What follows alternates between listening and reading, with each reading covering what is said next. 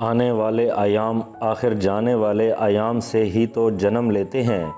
اگر حال کو غور سے دیکھا جائے تو استقبال کو قبل از وقت دیکھا جا سکتا ہے۔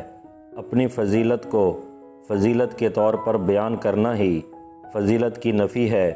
کسی انسان کے کم ظرف ہونے کے لیے اتنا ہی کافی ہے کہ وہ اپنی زبان سے اپنی تعریف کرنے پر مجبور ہو۔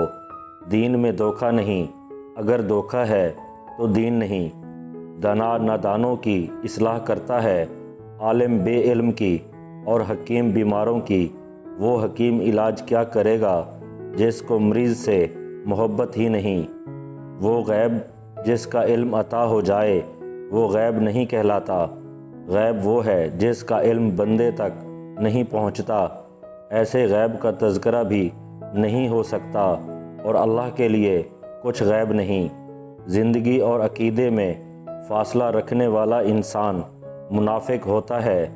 غیر یقینی حالات پر تقریریں کرنے والا کتنا ہی یقین سے اپنے مکانوں کی تعمیر میں مصروف ہے۔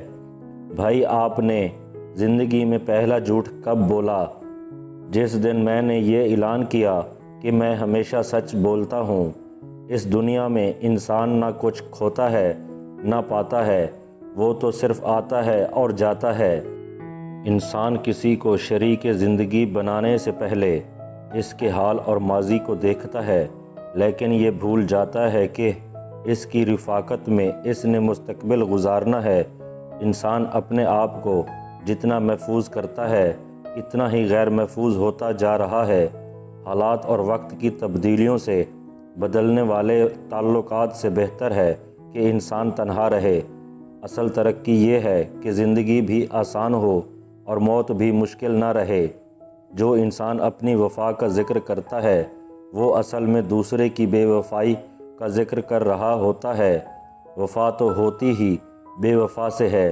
انسان پریشان اس وقت ہوتا ہے جب اس کے دل میں کسی بڑے مقصد کے حصول کی خواہش ہو، لیکن اس کے مطابق صلاحیت نہ ہو۔